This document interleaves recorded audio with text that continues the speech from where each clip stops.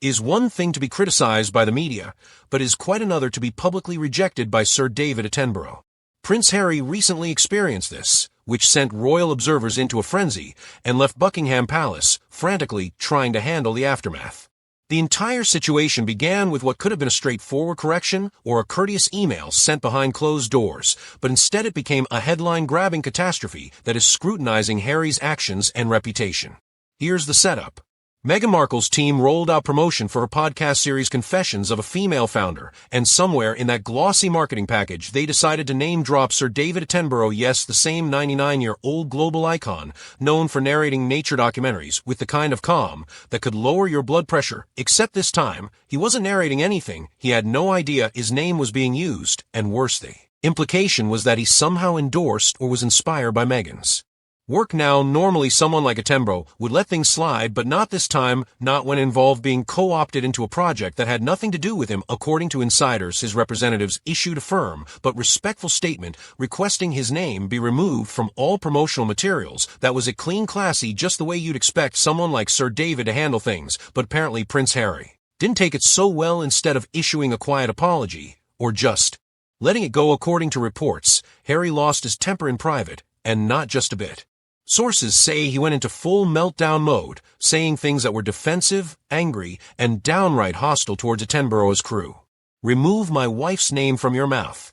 That line, which was full of entitlement and ego, immediately turned a minor media correction into a public spectacle.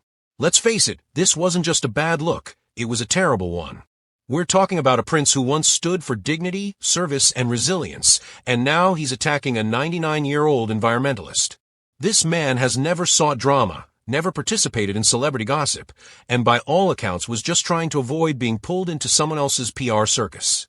Who is this man now? Is becoming a question that many who once backed Harry and understood his departure from the royal life are beginning to wonder. The same man who was previously regarded as the people's prince, who quietly walked behind Princess Diana's coffin with strength, and who freely discussed mental health, is nowhere to be found in this outburst. Instead, we witness someone reacting with anger rather than reason. Someone so enmeshed in his fame and defensiveness that even the slightest pushback causes a breakdown. And sadly for Harry, this time the pushback came from a man that the entire nation respects as a champion of truth, science, and integrity. When it comes to Sir David Attenborough versus Prince Harry in the court of public opinion, let's just say that the verdict isn't going in Harry's favor. What could have been a quietly forgotten mistake has now turned into a full-blown controversy, and it's not just about Meghan's podcast anymore. It's about character, public trust, and how a single angrily delivered sentence can change everything. Really, I did not authorize my name to be used. That alone was enough, because when someone like him speaks, even in quiet disapproval, it echoes louder than any PR campaign ever could. And suddenly the public wasn't talking about Meghan's podcast anymore. They were talking about Harry's temper. What made it worse was the context. Sir David isn't some random media personality. This is a man who spent his life educating generations about the planet, championing facts over fiction, never engaging in drama. So when someone like that politely draws a line, people notice. And when that line gets met with a threat from a prince, people get angry. Public opinion shifted fast. Twitter news panels and online forums lit up. The phrase, "keep my wife's name out of your mouth," became the punchline of 1,000 memes overnight. But beyond the jokes, something deeper was happening for the first time in a while. People weren't defending Harry, they were questioning him.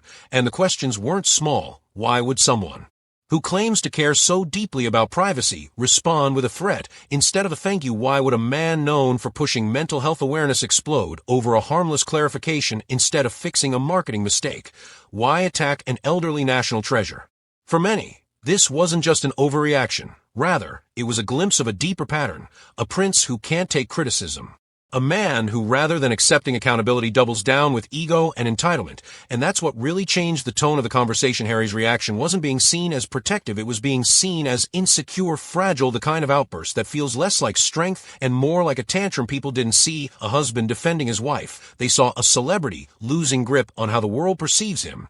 And then the floodgates open. Critics began highlighting similar moments in Recent years times when Harry or Meghan lashed out, blamed others, or created drama where there didn't need to be any, from their royal exit to their Netflix series, from a Spotify fallout to broken business partnerships, people started connecting dots. And this latest incident with Sir David Attenborough, of all people, started looking like just another chapter in a growing book of missteps inside royal circles. The reaction was just as grim. While Harry may no longer be a working royal, his actions still ripple through the institution. Sources from within Buckingham Palace reportedly describe the situation as deeply embarrassing, not just because of the threat, but because it involved someone the royal family has long considered an ally. King Charles, in particular, has spoken often about his admiration for Attenborough. Their shared commitment to environmental causes spans decades, so for Harry to be the one to turn that relationship sour, it didn't sit well. And then came the public figures. British politicians, TV hosts, and even former Sussex allies started to weigh in.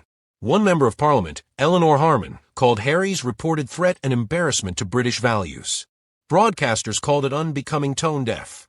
The last straw was that even across the pond, where the Sussexes have historically enjoyed a more sympathetic audience, the tone was shifting. American commentators began to question the couple's credibility, questioning the fairy tale image that was crumbling and replacing it with something colder, more calculated, and less honest. What made this particular controversy hit harder than usual was that it didn't come from media spin or royal leaks. It came from a simple, verifiable moment. One side asked for respect, the other responded with a threat. And in the court of public opinion, that contrast couldn't be more clear. The impact of Prince Harry's outburst didn't fade. After a few headlines, it deepened. What could have been dismissed as a heated moment quickly began to feel like something bigger, something symbolic, a turning point in how people viewed Harry, and by extension the entire Sussex brand, because once the dust settled, it wasn't just about one sentence or a podcast promo. It was about what that moment revealed. The Sussexes built their post-royal identity around principles like integrity, compassion, and speaking truth to power. But when a man who represents all of those things, Sir David Attenborough, politely pushed back, Harry didn't respond with grace, he responded with rage, and in doing so he flipped the entire narrative. Suddenly, the couple who had once been seen as victims of unfair treatment were being viewed as the aggressor, not because of media framing, but because of their own choices. Meghan, too, found herself pulled back into the spotlight, and not in a way she'd hoped. The podcast that kicked off this drama had already been struggling. The decision to use Attenborough's name in promotional materials seemed like an attempt to give credibility to something that wasn't landing, but it backfired completely. Low engagement, lukewarm reviews, and a growing sense of brand fatigue had weighed it down. The Sussex brand has long been associated with carefully crafted messaging, but it was now unclear how much of it was genuine and how much was manipulation. It felt like a pattern of behavior based on overreach and entitlement, and this time it wasn't being excused. Sir David's silence in the aftermath spoke volumes. There were no interviews or counterattacks, just a quiet return to his work. This only served to highlight the difference between him and Harry. One handled things with dignity, while the other allowed emotion to take over. In that comparison, Harry didn't appear like the grown-up in the room, even in Hollywood, where image is currency. The Sussexes began to feel that radioactive brands and collaborators wanted stability, reliability, and people who could handle public moments with tact. If you can't do that with a 99-year-old conservationist who sends a loud signal, former fans started to back off.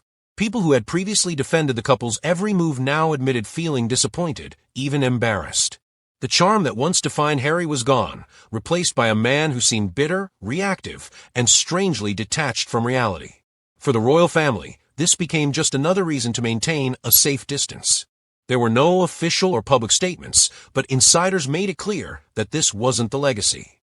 When someone like Harry threatens someone like Sir David, it doesn't just reflect on him, it reflects on everything he represents now. And right now, that image is cracking. The damage isn't just temporary, it's reputational. And for a couple whose success depends entirely on public perception, that's the kind of damage you can't afford. After all, Queen Elizabeth envisioned that she had a lifelong friendship with Attenborough based on mutual respect, shared purpose, and public service. To jeopard that friendship over a marketing issue wasn't just immature, it was disrespectful.